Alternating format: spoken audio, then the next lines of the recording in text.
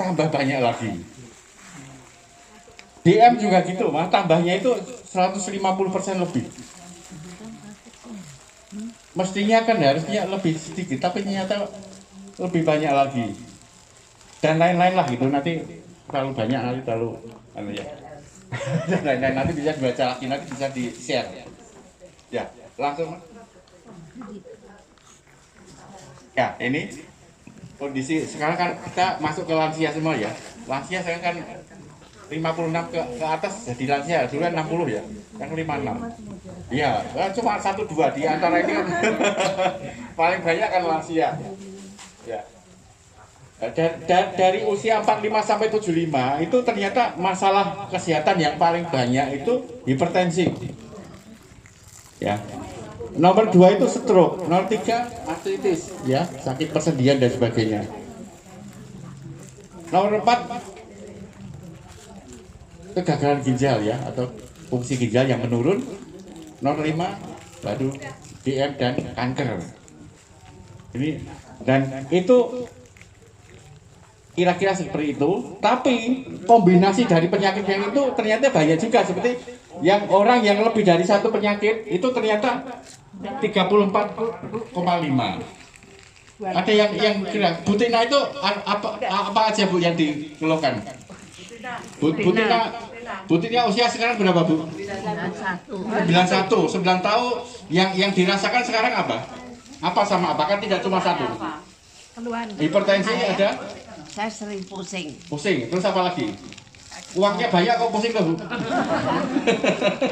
Jadi seringnya itu kalau malam, tengah malam, Iya. bangun, pusing. Selain itu apa lagi? Saya punya tensi. Nah, tensi, hipertensi satu, terus apa lagi? Tensi saya mesti ukur sehari 2 kali. Kan gatel diukur Bu ya? Ya. Tensinya. Ukur. Jadi kalau saya tahu kalau naik, maka sekali Baru minum obat supaya turun. Iya. Gitu. Terus lainnya nggak ada? Pegel-pegel dan sebagainya?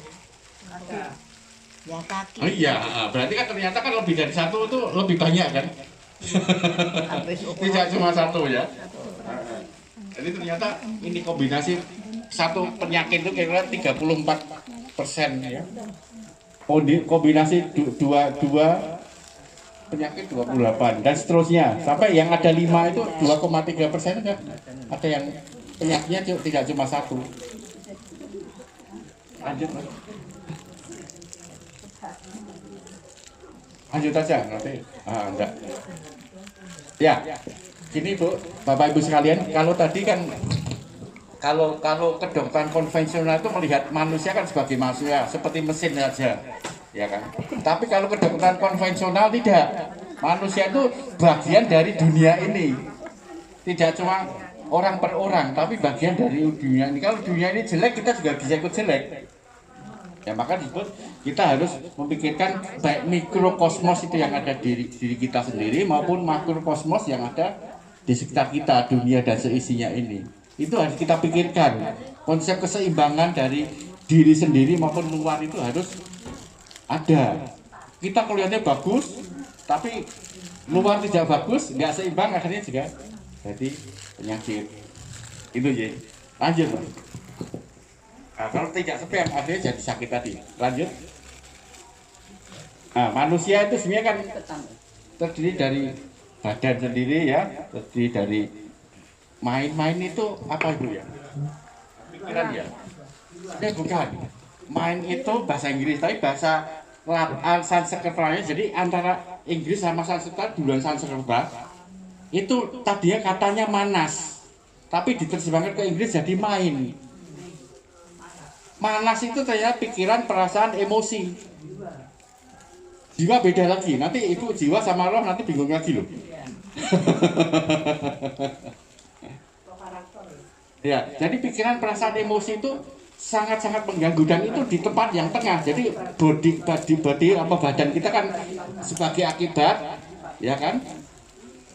Soul tadi atau spiritual itu paling dasar, tapi ngelola yang main ini yang utama. Kita mau badan kita jadi sehat atau tidak sehat. Jadi main itu sebenarnya bukan pikiran kok, Tapi dari kata manas, artinya pikiran, perasaan, emosi. Coba pikiran itu bagus, kesini kan pasti pikirannya bagus loh. Tapi perasaannya, dek mau bojoku piye ya, dek mau anakku piye ya, gelisah ya kan, geli-geli basah.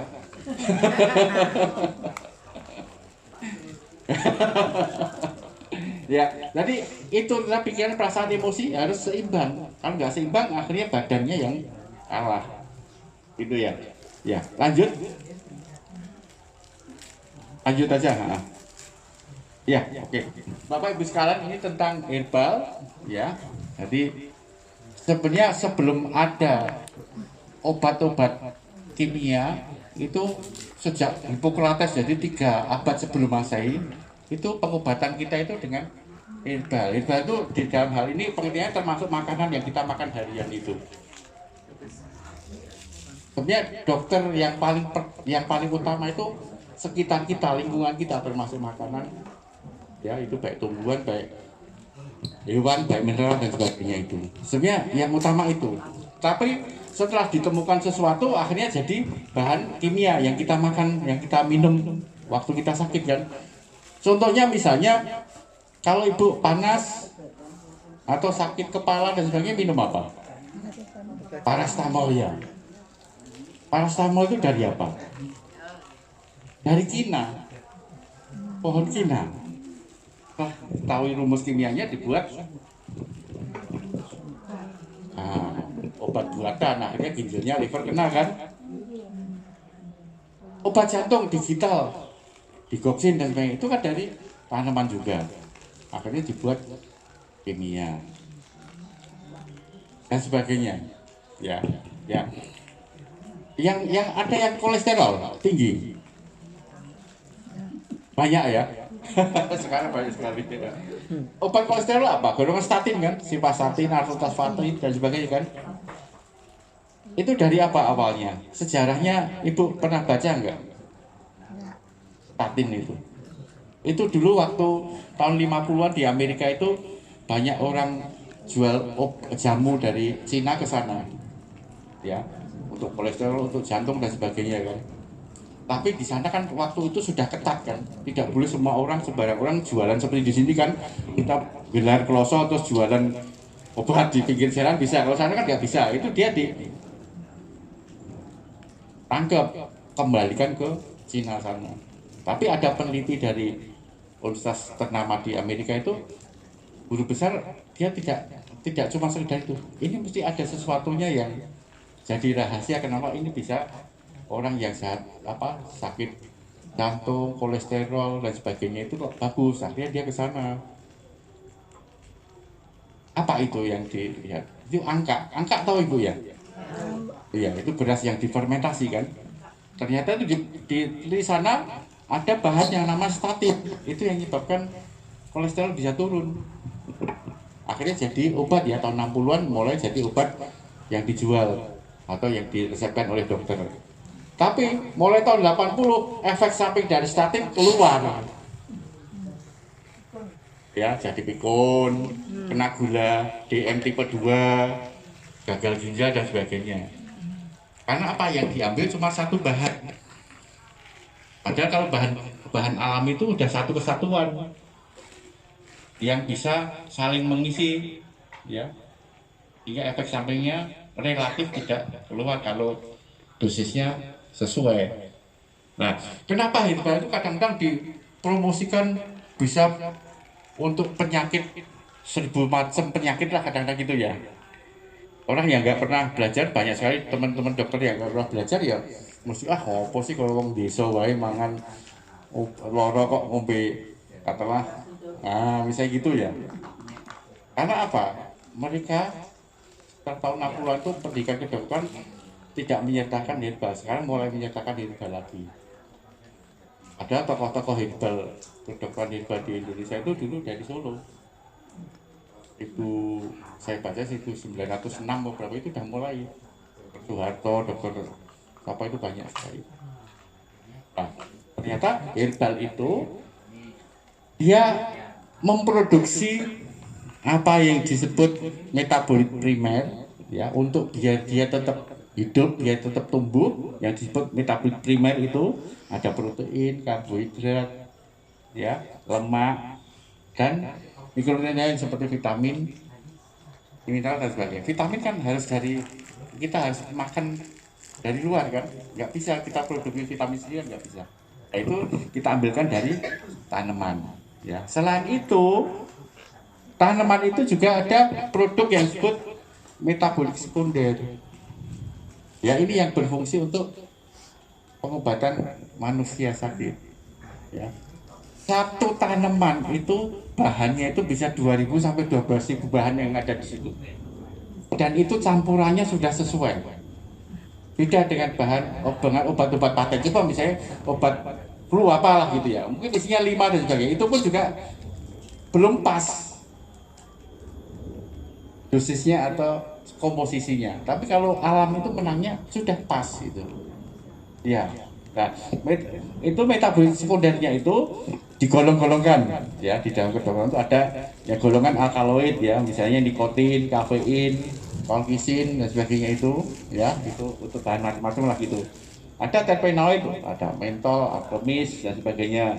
Ada flavonoid, ada tanin dan sebagainya seperti itu. Ya, itu masing-masing itu berguna untuk mengobati beberapa penyakit atau bahkan hampir semua penyakit. Cuma tanaman itu kan dominan. Oh, si tanaman ini dominan misalnya alkaloidnya. Oh, tanaman ini dominan terpenoidnya, flavonoid dan sebagainya. Maka kenapa? Oh, kalau sakit ini kasih ini dan sebagainya. Itu tergantung dari produk sekundernya itu yang paling banyak, yang paling dominan apa. Itu ya. Lanjut, Mas. Ya, selain itu tanaman itu ternyata juga sebagai bahan organik, jadi tidak non organik, jadi bisa kita pakai untuk kita tetap sehat, tetap hidup dan sebagainya. Dan fungsi-fungsinya kan banyak, nanti enggak lanjut aja Mas. Ya. Ya, ternyata kita sejak lama itu sudah memakai tanaman untuk semua kebutuhan kita ya. Misalnya seperti untuk makanan ya, seperti apa jahe, kunir, ya dan sebagainya ya kan. Bisa untuk suplemen ya, seperti misalnya apa ya apa seperti dan sebagainya. Bisa untuk suplemen buah dan sebagainya lah gitu, untuk obat dan sebagainya. Oke, lanjut aja.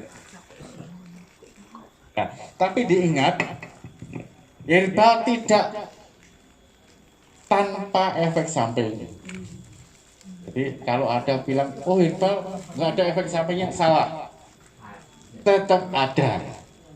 Ya. Nah ini di masyarakat umum seringkali oh, nggak ada, oh, saya minta herbal aja kan nggak ada efek samping, tetap ada. Ya, efek sampingnya apa? Karena itu kita memakainya salah seringkali gitu. Misalnya dosis kita salah. Seringkali kan kalau apalagi kalau kita biasanya kalau baca di buku-buku lama jamu itu kan segenggam ini, sejempit ini dan sebenarnya beda kan. Genggamannya dokter aja sama saya beda. Simpitannya apalagi simpitannya gede aku, pendito lu sedikit mungkin. Nah, maka harus dosisnya sesuai ya. Dosis sesuai, maka sekarang kan kalau apa herbal itu kan ada 3 tingkatan. Jamu itu artinya sudah dipakai minimal 3 generasi, jadi minimal 180 tahun, bermanfaat bagi kesehatan kita dan relatif tidak ada efek samping. Namanya jamu. Itu yang paling apa ya, tingkatannya paling rendah. Habis itu ada herbal terstandar. Jadi sudah diketahui berapa miligram per kilogram berat badan. Ya, itu karena sudah diteliti di lab ya, dengan binatang uji coba itu sudah diketahui dosis minimal berapa, dosis maksimal berapa, dosis mematikan berapa dan sebagainya ya. Jadi dosisnya harus sesuai. Maka sekarang ada aturannya kan, yang dipakai itu bukan simplisia tapi ekstrak. Tahu simplisia Ibu? Ya, nggak apa-apa ya. Walaupun istri dokter belum tentu tahu tuh. Ya, Simplicia itu bahan yang apa adanya, dikeringkan dan sebagainya.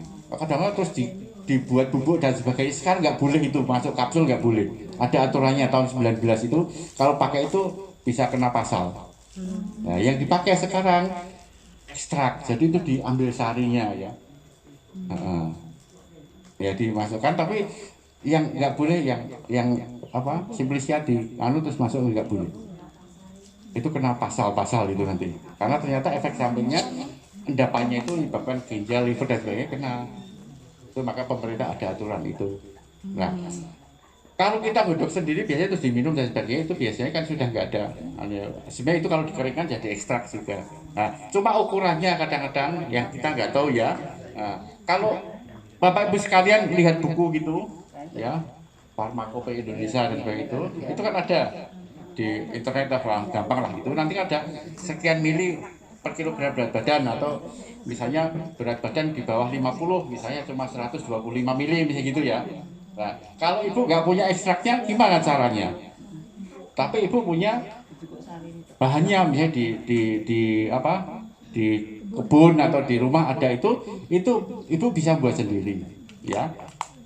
Kalau ukurannya gini takarannya ya, kalau masih segar dijadikan kering, misalnya kita punya jahe atau apa tuh apa gitu ya, itu kalau dikeringkan itu jadi seperlimanya saja, kira-kira ya 1/5 sampai 7, anggap aja 1/5 gitu aja paling gampang.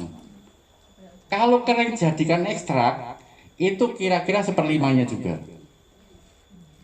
Jadi kalau misalnya di situ di Farmakope itu tulis 125 mg itu ya per hari untuk badan di bawah, berat badan di bawah 50, berarti 125 kalau kita mau godok sendiri berapa kira-kira? Berapa gram? 125 kalikan 5 dulu kan? Kira-kira berapa itu?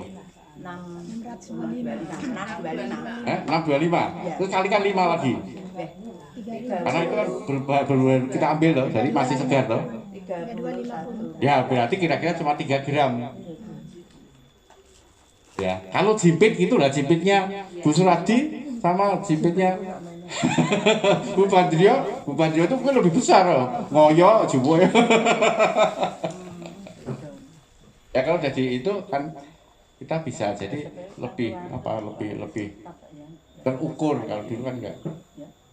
Itu ya, jadi harus dosisnya sesuai. Lanjut. Ya. Waktu minumnya juga harus sesuai. Ada yang harus berbarengan dengan makan atau belum makan, sudah makan dan sebagainya ya. Karena kalau enggak gitu nanti bisa mengiritasi atau merusak organ yang lain. Terus saja ya, nanti biar bisa baca sendiri ya gitu. Terus saja. Nanti kalau sambil diskusi aja ya. Kalau nggak menarik ya udah selesai gitu aja. Tapi kalau ada sekitar itu ya. Kalau konco dewe nggak apa-apa. Terus aja mas, biar yang terakhir aja nanti biar.